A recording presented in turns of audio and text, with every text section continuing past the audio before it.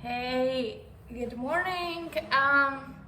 Today I would love to talk about why we are choosing around ourselves people who sort of like hold us back, or I call it also like killing our potential, and why we even like give them our attention, why we keep listening to them. So maybe like, what is it to kill our potential, right? So you want to do something and your surrounding be like, oh, better don't do this, and it's not a good idea, and why do you even want to do this? So they start questioning you, and then you start questioning yourself, like, oh, maybe I'm really insane, or what I want is not good enough, or it's too good, or whatever, or it's too hard, and so on. And this seriously like affects you, of course, because if you are surrounded just by such people, so then you really start questioning yourself, you start questioning your sanity. And this is even a method that has been used during Soviet times, when you were questioned your sanity by meeting some random weird people, or they were changing like your things in your home, the place and so on, when you were not home, and you were like, what the hell, am I real, am I sane, and so on. And so this questioning, it's like very hard for you to sort of like remain sane if you are just on your own. So you need some normal surroundings sort of that will be supportive to you, and so on. So I know people who tell me that I don't need other people, I'm not manipulatable and other people do not have impact on me. This is bull, it's not true. Like, who surrounds you has an effect on you.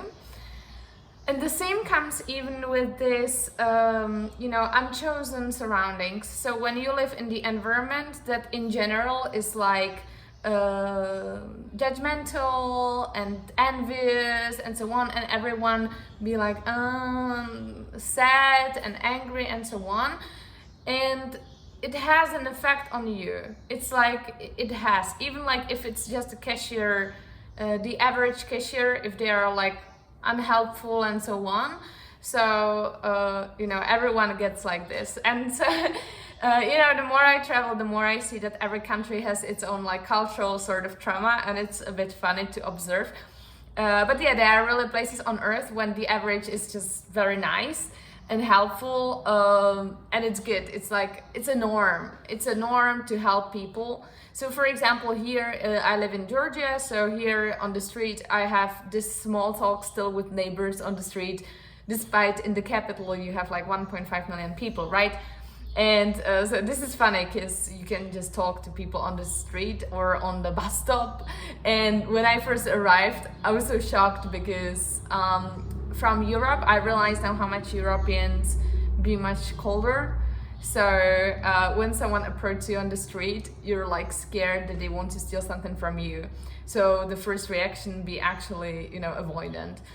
Yeah, so here I realized that, I feel here much better because I was more open-minded, warmer always and so on, but it was not welcomed in my country, in Central Europe. And it doesn't say that there are not such people, like welcoming and helpful and warm, but I say that the average, when someone just approaches you, for example, on the street, so you go away because you're scared, you're afraid like what will happen, despite you have like low accident stuff, but still, like, this is the general approach of how you approach people. So this environment, even this mood in society, it has an effect on you, indirect one. And this is why I'm happy to be in Georgia, because it's pretty normal here to be kind, to be helpful, and so on. And so it's like good to be surrounded by these people, because I know that it has an impact on me, and this is who I want to become. Then the close circle. I go back to what I was discussing. This close circle also, of course, has an impact on you. a dramatical one. So if you will have around yourself people who will be like, yeah, just go for it, I'm so happy for you, all right, I will miss you, but if you want to move to the other side of the world, just go for it because you know the best yourself. So it's mostly from this, you know, like adult position, and not like parenting when you're the kid or vice versa. And also I realize the value when you can just be yourself, and you don't have to have this feeling like you have to defend yourself constantly, or to the contrary fight. It takes away too much of your energy. And when you have to like defend, and for example like proving yourself that what you want is valid, or when someone asks you constantly to, you know, explain yourself, to explain your motivations, why you want something, and so on. So it's not bad to like pose questions like, oh, maybe you seem like uncertain, haven't you already overcame it, or whatever, so that to direct you somewhere to answer yourself, but not like sometimes it can be a family member, which is like very difficult, and just then I prefer to say that, look, I don't want to talk about it, and that's fine, you know, and then people usually respect it, and when they don't, just say it again. So you cannot really choose your relatives, don't aim to do so, it's normal, like they might be a certain way, but you can still choose your close surroundings. So don't like people to question yourself. I was experiencing this a lot, and I realized how much it was harmful to me, and how much energy it took away from me. It was usually exactly this relative sway. So like when I wanted to move away, so it got to point like, isn't it good enough what we did for you, or why you just don't stay and be happy with what you have already, you know?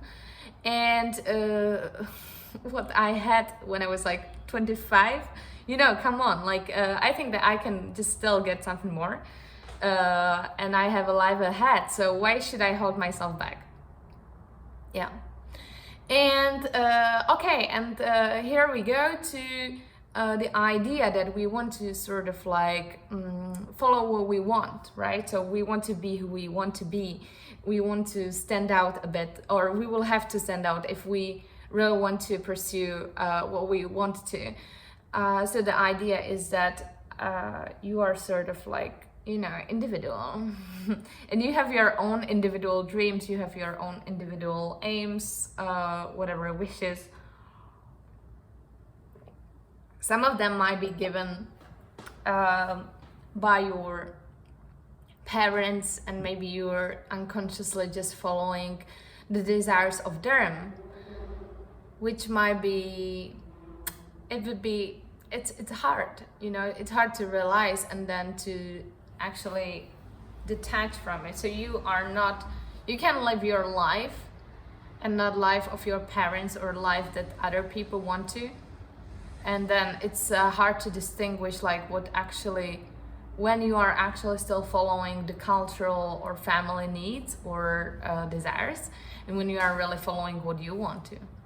And of course, like most people never really stop to think of what they enjoy, or what they like, or what they want in life. And this is where it comes to sort of like norms. And I say that, you know, norms are a social construct, so like cultural construct. You have certain norms in certain country, in certain culture. And of course, if you will be pursuing what you want to, you will not meet these norms, you will differ. And I just lived so long my way that I haven't even realized that it's not normal. And I just had a call with a friend who lives in Amsterdam, and who also like chose his way, you know, and so I felt comfortable talking to him, and he understands me. But then he said like, yeah, but you know, like you live a really weird like crazy life. And I was like, crazy life, you know? And then I was like, okay, maybe, you know, like I ran a podcast, I am a lot into philosophy, libertarian stuff, and I represent Liberland here. I do public speaking every week, sometimes twice a week, and I work in IT as well to make some money. Yeah, and I do all these things, and it feels like fun to me, so that's very like authentic to me. But it's not a normal life. It's not a usual life. I do a lot of things, but I really enjoy everything I do, or like most things, and I try to get rid of these that I do not enjoy. But most people, now I just speak really in the average, most people be just like deterministic. So they go and they get a job that, they just were offered for, and they might sort of like climb in this job and whatever. And they take what has been coming to them, and that's sort of it. Sometimes they're like, oh, maybe I will choose this job better than this one. But that's like the end of the proactivity, sort of. And it's okay? Like it's not, I'm not saying this to judge it. I just say that this is the average. Like, okay, I'm surrounded by people who are like working on themselves, who are growing, but I don't believe that most people do this, because it's just what I see around myself. That's like, yeah, people are working on themselves, but considering, I don't know, you have a few gyms in the city and a few people visiting them, you have a few people really just like showing joy for life and so on. Sorry, it's like growth is not about gym. You don't have to work out if you don't want to. But usually people who are like going to the gym, so they understand the growth, that it's, step by step and so on, and it takes time and effort and so on, and you have to go and be sort of consistent in what you want to reach. So like people who work out are usually like people who work on themselves in general, in other areas as well. And I met some very interesting people, usually on CrossFit especially, because it's hard. But it doesn't say that what is not hard is not worth it. Because this is also one of the misconceptions. So we believe that if we achieved something and it felt easy, so it's not good enough, but it's not true. Okay, the topic, right? So the surroundings. Why do we choose surroundings that hold us back? Well, I mentioned that if we will want to go our way, so we will have to differ. And, this sucks sometimes, because still you will have to, I just realized that now, if I differ too much, if I'm too unusual to the surroundings, to the environment, so the more likely I will be facing judgment, questioning, controls, or I will be receiving like weird looks and so on. And I realize that we have to sort of like mature to this point. So it's a lot about ourselves.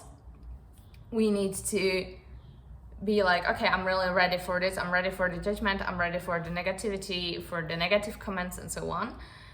And I don't think that everyone is ready for it. It's like, it's super unpleasant and at first, and then you can start thinking like, oh, everyone is against me. No, it's just because you differ. So people are like, people perceive it not well in like more conservative countries.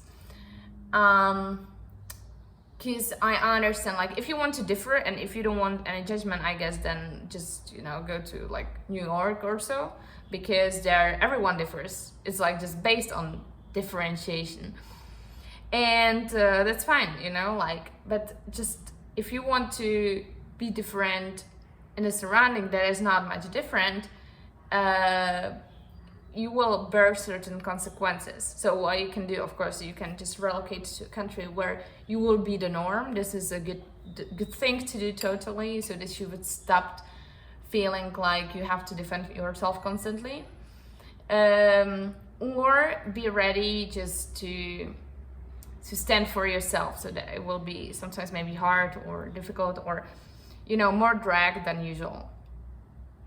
My grandpa father, my grandpa, when I told him, I don't remember even what was it. I just said something I want to pursue. It was already like a year ago. And I remember how he looked at me and he was like, well, you won't have it easy. I think it was with a partner. And yeah, you won't have it easy. He's like, thanks. You know, like, okay, it's like truth, but it's not very supportive, but whatever. Okay, at least he, you know, accepted that I don't want, whatever, the first person that comes to my life. And this partnership, this is exactly why I was reflecting on the topic yesterday. So yesterday I visited this Bolnes, it's a small town in Georgia, close to Armenia already. I was very close to Armenia. I drove a scooter myself. Yeah, a girl driving a scooter with a bear like helmet, you know, I bought from Vietnam. So of course already this is like distinguishing you from people everywhere there. So of course I was stopped by police because it's like, what the hell is this? It went fine, it's okay, it was just a check. But I understand, like, what the hell is who I am, you know? And I visited like some places over there. I was a bit tired. I was after running a run trial race. And so I took it easy. But I visited one small like sort of church in one of the villages. It was like really a small village, and there were all those Armenian families, and there were some Armenian kids that were playing with my scooter, and it was really beautiful. It was nice, and I haven't understood them. I haven't had some talk with them, like, except for like Gamar Tubaro Gorhat, like, hi, how are you? And where are you from, you know? But I was just thinking at this point, imagine that I would marry a guy who lives in such a family, and we would just have, you know, a cow or two, and we would have a milk and cheese and you know, homemade eggs and some our house, and I would be gardening and having some tulips, whatever I wanted. Roses, I want roses. I love roses, and I love gardening. I do not say this from some sort of superficial perspective so that it would be something bad.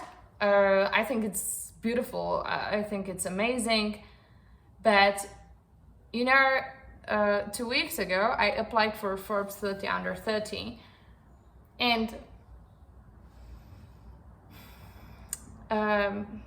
going to a house in a village with 2 cows and garden, it would be beautiful, but maybe it would be a little bit like step back, actually. Not maybe. Of course it would be a step back, you know. It's like, here you have a potential. Here I drive and motivate people on the global level to go fully remote, and I promote some software foundation that tries to implement like fully secure decentralized messenger or new email protocol, whatever you want to call it. And I would go and live with cows. And I don't say this would be bad, but this is exactly what we sometimes do with people around us. So, and it's also partly in me, you know, like is this my grandfather telling me, oh, why do you want more? It's this family traits that is telling me, oh, don't you better just stay where you are? And we usually just keep doing the same, or we do contradictory scenario. And it's very hard to really just pursue what we want to, like us really want to. And so why do we choose people who hold us back? Why do we choose around ourselves people who are like questioning our decisions, or who tell us, oh, maybe you should also communicate with these people? Well, because we are afraid. That's it. We're just afraid that, like, what is over there, what is at the, if we will keep, you know, going up, what is there? We don't know. And we don't admit that everyone just keeps figuring it out as we go. And we don't have any answer. And there's no one in this world.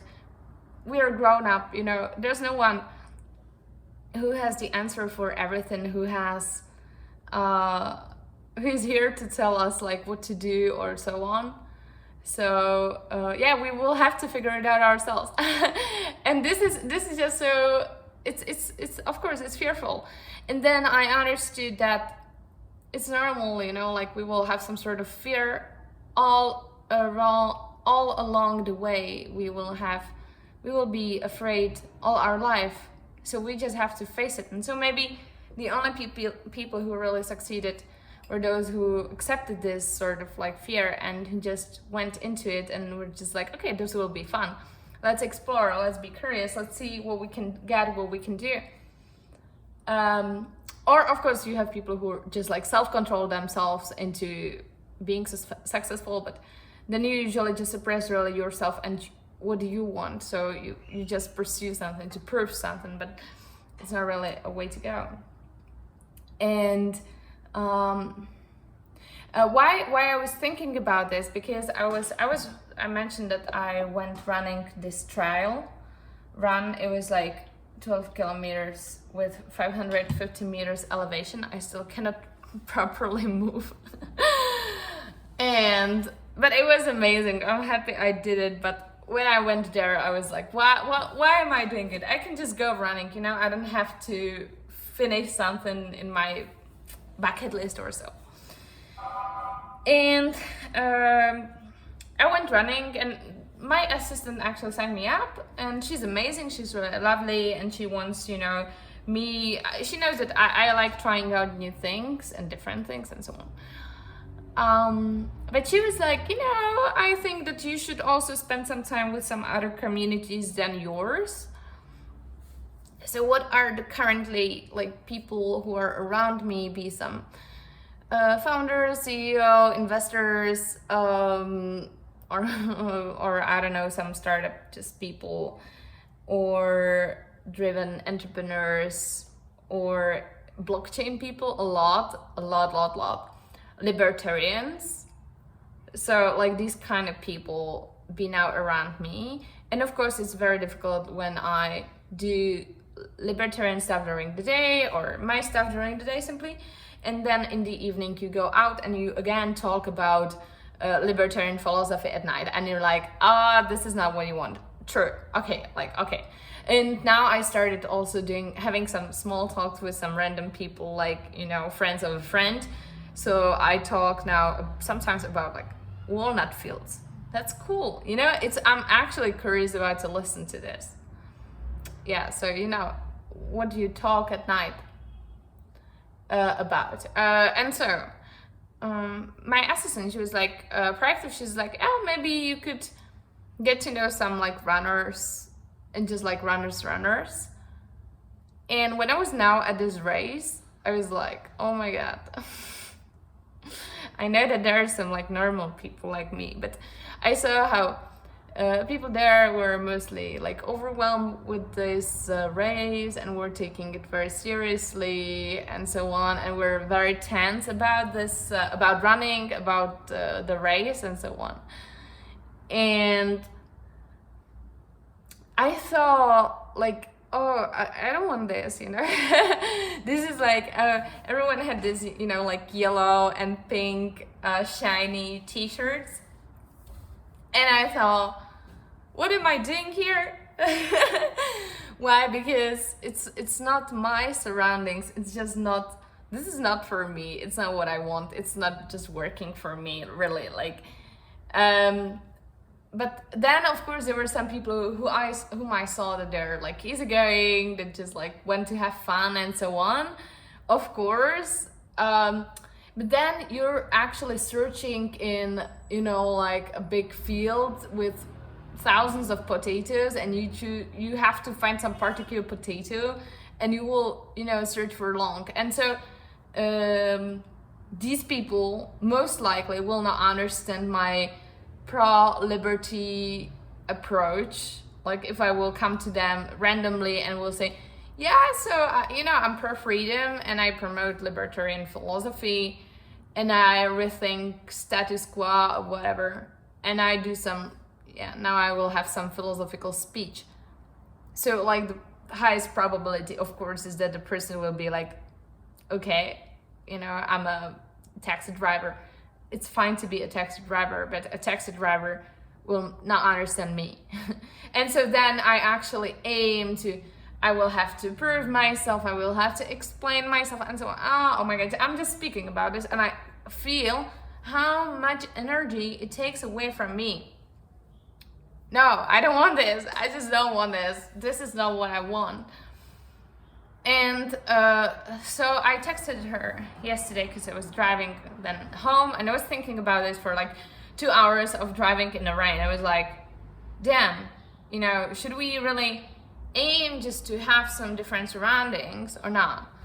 No, just please don't do this, because it really takes away your energy, and it kills your potential, but in the way that it just holds you back. And so we actually do this because it's easier for us, because we understand we don't have to be at our best. We don't have to, even if we will just be the way we are, it will be good enough for these people, and it will be like, okay, maybe they will even make us just tear us down, because some people are just jealous, so they again will start questioning us. They will tell us like, why do you want it, and is it necessary, and so on. And so it's actually like it's like feeding our inner fear, because we want this, we don't want to go to, it's difficult to climb, because when you're climbing, again, like you might be actually walking alone for some time. Maybe not everyone will understand, it will just be difficult, so you have to surround yourself with this strong environment, and it feels frightening because you don't know what is there, and no one knows what is there actually, so no one is there to just tell you whatever what will happen, because no one knows. It's like your own story, it's your own life. And oh my God, like so of course, like I have to surround myself as well, like just really with relevant people, with people who are just aiming for growth. And it's okay, like I texted to many people over the past days and weeks that, look, I don't want to be in touch anymore, and it's okay. Usually like people respect it, and it's good to cut these things because it holds yourself back, but you do it, you choose these people. Because if these people wouldn't be around you if you would tell them, look, I think I don't want to be in touch anymore that much. And the less and less you start getting in, like being in touch, the better for you. And it's freeing. It's like, it's never that other people hold you back or that other people really kill your potential, but it's you deciding to spend time with them, you deciding to waste or spend your energy on them, you deciding to spend your time with them. It's never about other people. Like, you choose other people, you choose your environment. And yes, if it's necessary, move away. But oftentimes the problem isn't you. But still, it's better to figure out where you want to head if you are already in a safe environment. So now I feel safe pretty much. Like, now I feel I have this surroundings, I have supportive people around me, I have people who believe in me, whatever. And it's a nice, kick when you feel low.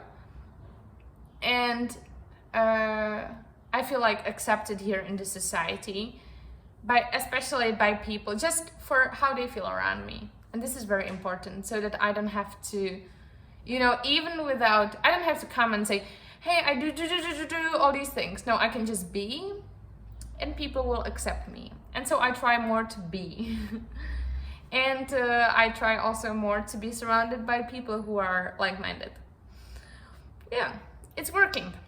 It's good. So yeah, but it's good when you are in the safe environment, and then from there you already like aim higher, because when you are somewhere where you constantly have to, when you are constantly questioned, where you are constantly have to explain what you want and why you want it and so on, so it feels, it's like draining you, of course. So you want to be somewhere where people are like on a similar level, or even better, you want to be somewhere where people are better than you are. It's like, you know, when you're the smartest person in the room, you're in the wrong room. And this is true, so you're not really evolving. You want to be around surrounding that is actually like slightly, you know, above you. Of course, if they accept you, if you are already on the level. And yeah, then you can be at your best, and this is encouraging. This is like supportive, yeah. So yeah, I will talk about norms, about being normal in the Czech language and at the UTXO conference in Prague, now at UTXO. In Prague now at the beginning of June during the Prague Blockchain Week. So I'm looking forward to it. So if you speak Czech, you can come to the conference and it will be great. Yeah, and so see you around, and if you're interested in any other topic, so let me know in the comments, but usually I just cover my thoughts, my insights, and so on. And please don't be normal, because normal people are getting normal results. Cheers, be yourself.